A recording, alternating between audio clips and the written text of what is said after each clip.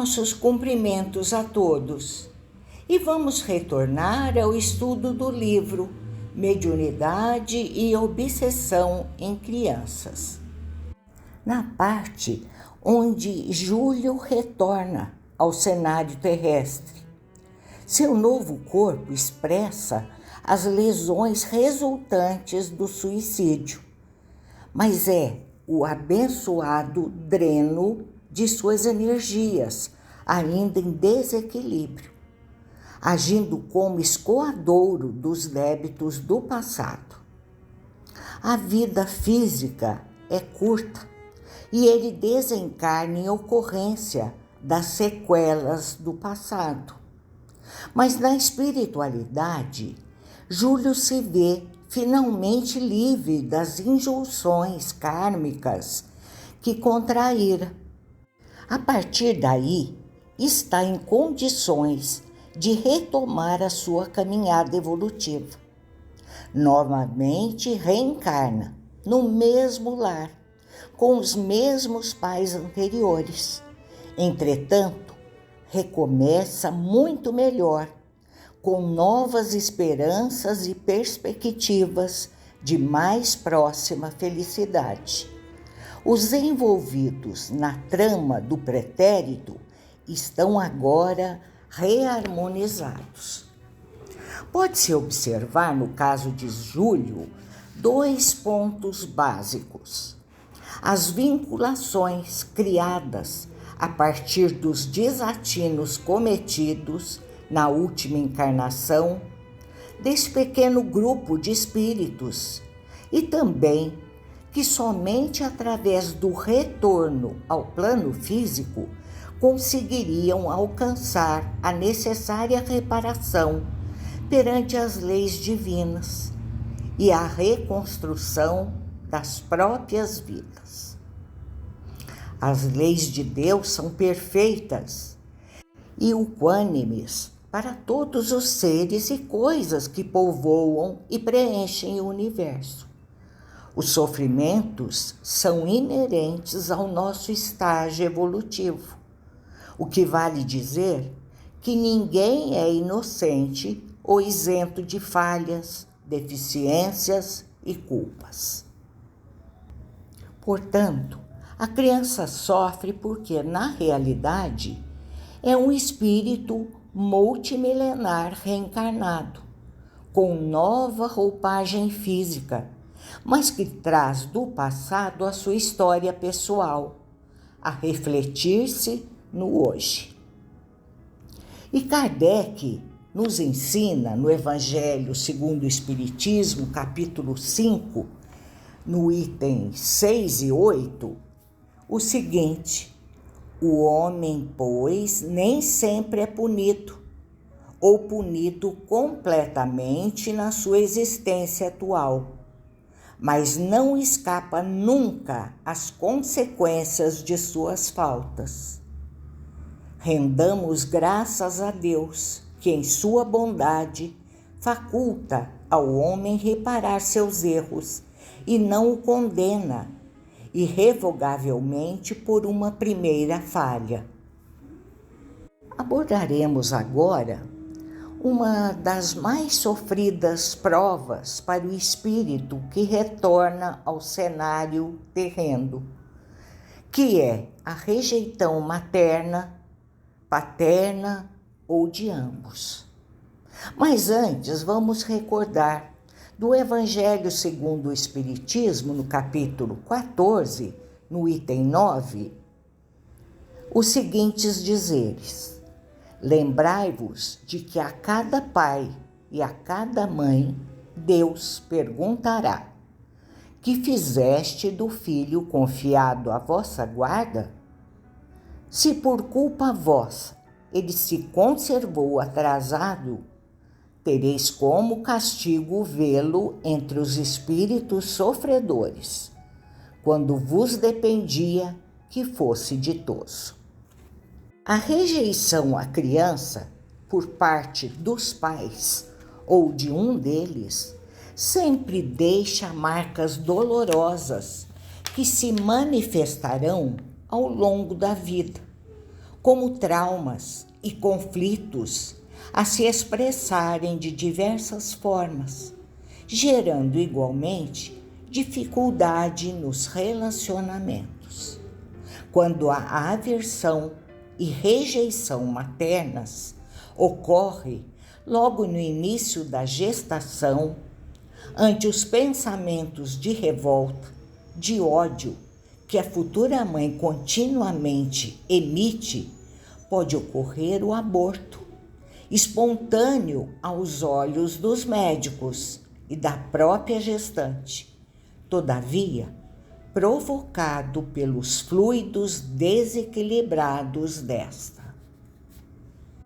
O rejeitar o filho que acaba de nascer reflete uma aversão implícita por parte do pai ou da mãe, e conforme a intensidade desse sentimento negativo, será também a maneira como educarão.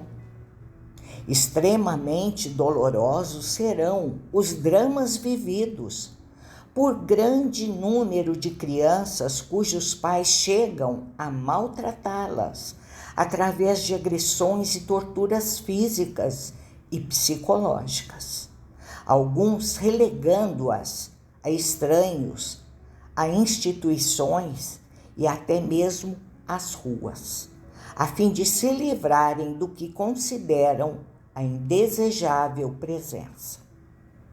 No quadro provacional que as crianças enfrentam estão os sofrimentos infligidos por adultos.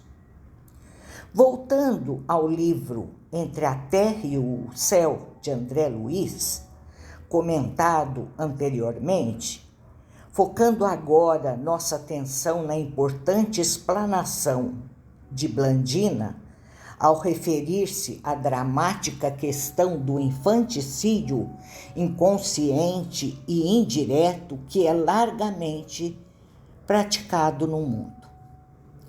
Ela ressalta que a maioria das mães cerca os filhos de amor e carinho, dispostas a renúncias e sacrifícios para que sejam felizes. Mas, por outro lado, é grande o número de mulheres que se despreocupam dos filhinhos, o que lhes favorece a morte. Assim, crianças podem desencarnar em numerosas circunstâncias fora da época indicada para o seu retorno ao mundo espiritual, pela negligência e irreflexão dos pais, que se tornam responsáveis pelo insucesso do programa reencarnatório dos filhos. Em suas considerações, Blandina menciona que essas mães são mais fêmeas que mães, jazem obcecadas pela ideia do prazer e da posse, enfatizando ainda alguns aspectos graves e da maior importância para o nosso conhecimento. E vamos aos dizeres. Temos irmãs que, por nutrirem pensamentos infelizes, envenenam o leite materno, comprometendo a estabilidade orgânica dos recém-natos. Vemos casais que, através de rixas incessantes, projetam raios magnéticos de natureza mortal sobre os filhos tenros, arruinando-lhes a saúde. E encontramos mulheres invigilantes que confiam o lar a pessoas ainda animalizadas, que acata de satisfações doentias, não se envergonham de ministrar hipnóticos a entezinhos frágeis que reclamam desvelado carinho. Essa revelação de Blandina expressa a gravidade da situação, que infelizmente acontece cada vez com maior incidência. Ele está alertando quanto às consequências dessa conduta desequilibrada dos pais, extremamente prejudicial à saúde e até à vida de recém-nascidos ou daqueles com poucos anos de vida. Para clarificar melhor esse assunto, é imprescindível refletir um pouco sobre as emissões fluídicas e o teor vibratório dos pensamentos. O ser humano não se dá conta do poder mental de que é dotado. Não sabe nada ou quase nada em relação às suas projeções mentais e vibratórias. Interessante constatar que Allan Kardec alerta quanto a isso no livro A Gênese, quando disserta acerca das qualidades dos fluidos, conforme registraremos agora. Sob o ponto de vista moral, trazem o cunho dos sentimentos de ódio, de inveja, de ciúme, de egoísmo, de violência, de hipocrisia, de bondade, de benevolência, de amor, de carinho e doçura. Esses fluidos, sobre o aspecto físico, são excitantes, calmantes, penetrantes, adstringentes, irritantes, dulcificantes, suporíficos, narcóticos tóxicos, reparadores, expulsivos, tornam-se força de transmissão, de propulsão. Para acentuar mais sobre a potência do pensamento, veremos no livro Roteiro a palavra de Emmanuel, através de Chico Xavier. O pensamento é o gerador dos infracorpúsculos ou das linhas de forças do mundo subatômico, criador de correntes de bem ou de mal, grandeza ou decadência, vida ou morte, segundo a vontade que o exterioriza e dirige. E a moradia dos homens ainda está mergulhada em fluidos ou em pensamentos vivos e semi-condenados de estreiteza espiritual, brutalidade, angústia, incompreensão, rudeza, preguiça, má vontade, egoísmo, injustiça, crueldade, separação, discórdia, indiferença, ódio, sombra e miséria. Sabemos que há ainda um contingente imenso de seres completamente distanciados dessa realidade que o Espiritismo veio demonstrar, despertando-nos para os valores eternos e a nossa condição de espíritos imortais, temporariamente revestidos de corpo físico. Não raramente pode acontecer outro fato também bastante doloroso, quando, em seguida ao nascimento do filho, a mãe passe a rejeitá-lo de várias maneiras, seja entrando em depressão e não se sentindo em condições de amamentá-lo, de cuidar dele, reações estas explicáveis para si mesmo, seja em casos mais graves, como a ocorrência de ideias terríveis em relação ao bebê.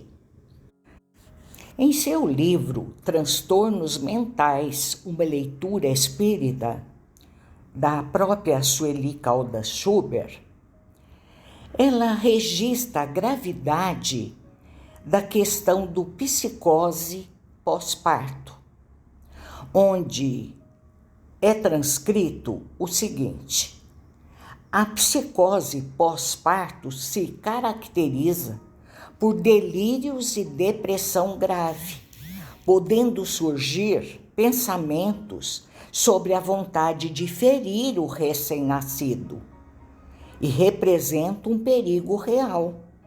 Os sintomas surgem por volta do 3º dia após parto e incluem insônia, inquietação, fadiga, crises de choro, preocupação excessiva sobre o fato de não o amar e, em casos mais graves, a ideia de querer feri-lo.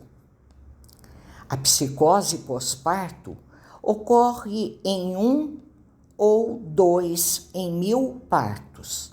A maioria dos pacientes com esse transtorno tem uma doença mental subjacente, o que é um processo muito grave que requer orientação de um médico especializado. Em geral, é preciso separar o bebê da mãe, até que cessem os pensamentos e os impulsos destrutivos. Por hoje, vamos encerrando, agradecendo a todos e nos retornaremos ao estudo daqui 15 dias.